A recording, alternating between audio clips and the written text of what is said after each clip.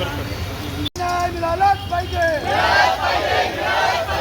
मानसिकला न्याय मिळालाच पाहिजे, विद्यार्थ्यांना न्याय मिळालाच पाहिजे। राजीनामा द्या, राजीनामा द्या, राजीनामा द्या, राजीनामा द्या। भारतीय लोकशाहीचा, भारतीय लोकशाहीचा जय शिवाजी, जय शिवाजी, छत्रपती शिवाजी महाराज की भारतीय संविधानाचा, भारतीय संविधानाचा, डॉक्टर बाबासाहेब आंबेडकरांचा।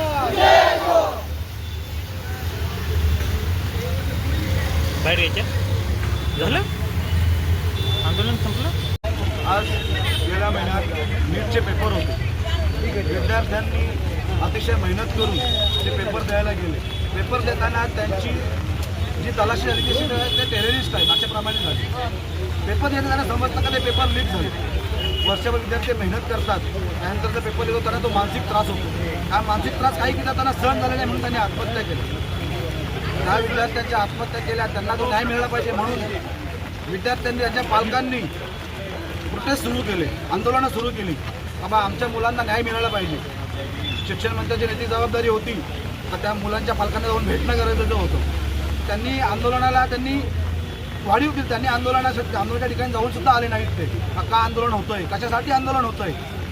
आज विद्यार्थी हे देशाचे भविष्य आहेत, त्यांचा शिक्षणाचा विषय आहे। तुम्ही त्या ठिकाणी गेले पाहिजे होतात, परंतु कोणताही BJP सरकारचा मंत्री त्या ठिकाणी गेलेला नाही। सोनम वांगचुक यांनी दिल्ली जंतर मंतरवरती 20 दिवस उपोषण केलं, अनशन केलं। कशासाठी? तर विद्यार्थ्यांना न्याय मिळण्यासाठी। शिक्षण मंत्र्याची नैतिक जबाबदारी आहे। तुम्ही जर शिक्षण संस्था व्यवस्थित चालू शकत नाही, शिक्षण व्यवस्था व्यवस्थित करू शकत नाही, तर तुम्ही त्या खुर्चीवर बसायचा अधिकार नाही तुम्हाला। तुम्ही त्या राजीनामाच दिला पाहिजे आणि ही मागणी रास्त आहे। आमची देखील आता हीच मागणी आहे का विद्यार्थ्यांना न्याय मिळाला पाहिजे। जर तुम्ही शिक्षण व्यवस्था चालू शकत नाही तर तुम्ही त्या पदाचा राजीनामा द्या। आज सोनम वांगचुकला ज्याप्रमाणे उचलले गेले त्याचे काय ते टेररिस्ट आहेत, ते संविधानात्मक उपोषण करत होते, लोकशाही मागून उपोषण करत होते। ही सरकार हुकुमशाही आहे, हे त्यांनी वांगचुकांचं उपोषण तोडून काढलं। तरी देखील आज जंतर मंतरवरती बरेच विद्यार्थी, संपूर्ण भारतातली जनता आज त्यांना प्रोटेस्टसाठी तिकडे पोहोचलेली आहे। आमची देखील खोपोली शहरामध्ये हीच मागणी आहे त्या विद्यार्थ्यांना न्याय मिळाला पाहिजे। ज्या परीक्षा होतात त्या व्यवस्थितरित्या पार केल्या पाहिजेत आणि पेपर लीकसाठी जे अधिकारी आणि जे मंत्री जिम्मेदार आहेत त्यांच्यावरती कडक कारवाई झाली पाहिजे। सरकार आहे संविधान संपवण्याचं काम करते। हे साधारण घरातली जी लोक आहेत ते आज अभ्यास करतात, शेतकऱ्याची मुलं आहेत, कर्ज काढून आईबाप त्यांना शिकवतो, कर्ज काढतो आणि हे जर पेपर लीक केले तर त्यांनी कुठं जायचं? आज एवढे आत्महत्या केली त्यांनी, याला जबाबदार कोण? ही जी सरकार आहे ही लोकशाही संपवायला घेतलेली आणि हुकुमशाही आता चालू झालेली।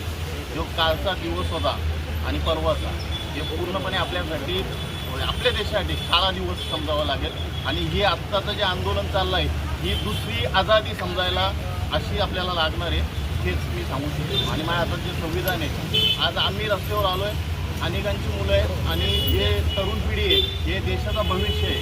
तर काही लोकांनी घरात बसून रस्त्यावर उतरावा आणि या आंदोलनाला सपोर्ट करावा।